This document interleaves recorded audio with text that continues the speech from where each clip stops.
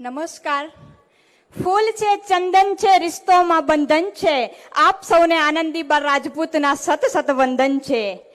ઉત્તરમાં અંબાજી આસન, ધીમાગઢ ધરણીધર, પાલમપુરમાં પાતાળેશ્વરમાં જાતા પરમેશ્વર અને રણના કાંઠે કરે રખોપાએ નળેશ્વરી નાતો.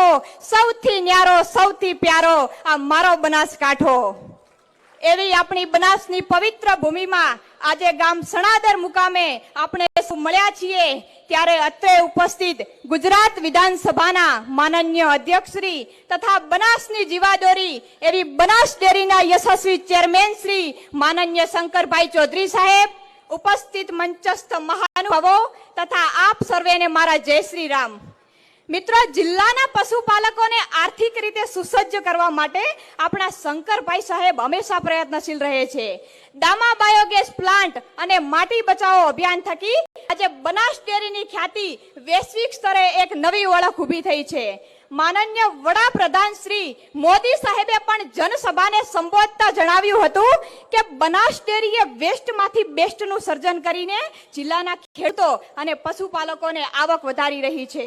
અને આપણા બનાસકાંઠા જિલ્લામાં તો મોટા ભાગના લોકો આપણે પશુપાલન સાથે જોડાયેલા છીએ, જે દૂધની આવક મેળવે છે. અને માટે જ બનાસ ડેરીએ પશુધનમાં વેસ્ટ એટલે છાણનો ઉપયોગ કરીને આવકના નવા સ્ત્રોત માટે કાર્યો પણ શરૂ કર્યા છે. જેમ કે ગોબર બાયો સીએનજી ગેસનું ઉત્પાદન કરીને જિલ્લાને આત્મનિર્ભર બનાવવા તથા પર્યાવરણ સુરક્ષા માટે એક મહત્વપૂર્ણ પહેલ પણ કરવામાં આવી છે. અને હમણાં જ શંકરભાઈ સાહેબના સતત પ્રયાસ થકી મારુતિ સુઝુકી કંપનીના ચેરમેનને જાપાનથી સણાદર સુધી લાવીને જે કરારો કર્યા એ એક ઐતિહાસિક નિર્ણય હતો. અને આ કરાર થકી જિલ્લામાં દામા બાયો સીએનજી પ્લાન્ટ જેવા નવા 5 પ્લાન્ટ પણ પ્રસ્થાપિત કરવામાં આવશે. અને આ પ્લાન્ટોમાં બનેલા સીએનજી ગેસનું વેચાણ પણ થાય છે. અને મિત્રો, ભગવાન શ્રી કૃષ્ણએ શ્રીમદ ભાગવત ગીતામાં કહ્યું છે કે ધેનુનામ અસ્મિ કામ દુઃખ, કે ગાયોમાં હું કામ ધેનુ છું. અર્થાત ગૌ માતામાં ભગવાનનો વાસ છું. અને એટલા માટે જ આપણી સંસ્કૃતિ તેની પૂજા કરે છે. અને આજે તો આપણી બનાસ ડેરી પણ ગૌ માતાના મહત્વને જાણી તેને સમજીને ગોબરથી ગોબરધન સુધીની શ્રેષ્ઠતમ પહેલ કરી રહી છે.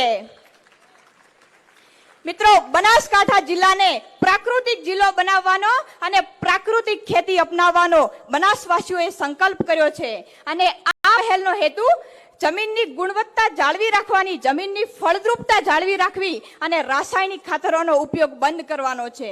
અને આ અભિયાન હેઠળ માટી બચાવો અભિયાન પણ શરૂ કરવામાં આવ્યું છે. અને મિત્રો, આજના સમયમાં આપણી બનાસ ડેરીની ટીમ 40 ગામોમાં જમીનની ફળદ્રુપતા અને કાર્બનના પ્રમાણને વધારવા માટે સતત પ્રયાસ કરી રહી છે.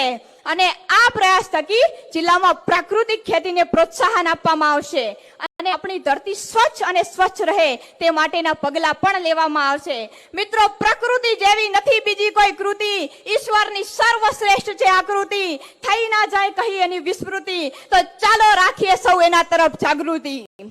આજે જમીનની ગુણવત્તા ચકાસવા માટે ભારતે અતિ આધુનિક લેબ એવી ઈશા ફાઉન્ડેશન સાથે મળીને તથા વરિષ્ઠ વૈજ્ઞાનિકોના સહયોગથી બનાસકાંઠા જિલ્લામાં પ્રસ્થાપિત કરવામાં આવી રહી છે. અને આમાં જમીનની ગુણવત્તા કઈ રીતે સુધારી શકાય એ માટેની કામગીરી કરવા માટે આ લેબ બનાસકાંઠા જિલ્લાના આગામી ભવિષ્ય માટે ખૂબ ઉપયોગી સાબિત થશે.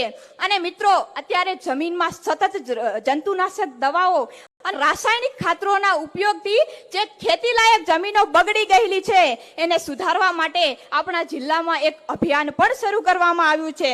કારણ કે પશુપાલનનો ધંધો એ સીધો જમીન સાથે સંકળાયેલો છે.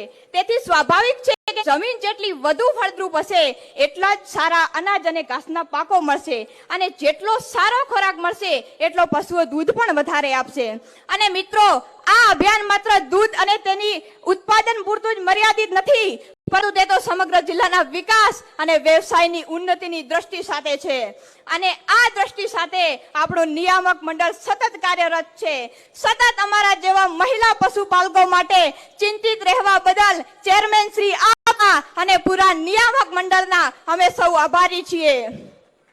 અને મિત્રો, આપણી બનાસની જીવાદોરી એટલે આપણી બનાસ ડેરી. અને બનાસકાંઠામાં શ્વેત ક્રાંતિના પ્રણેતા એવા આપણા સ્વ ગલબાબાનું સ્વપ્ન હતું કે આ બંજર ભૂમિનો પશુપાલક આર્થિક ક્રાંતિ સાથે પગભર બની અને આત્મનિર્ભર બને અને વિશ્વમાં દૂધ ધારા વહેતી કરે, જે આજે સાચે જ સિદ્ધ થયું છે.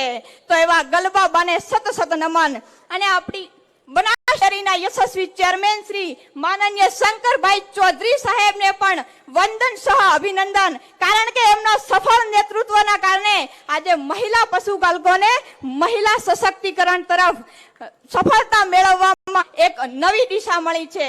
આજના પ્રસંગે મંચસ્થ મહાનુભાવો તથા સર્વ બનાસવાસીઓને મારા હર હર મહાદેવ અસ્તુ.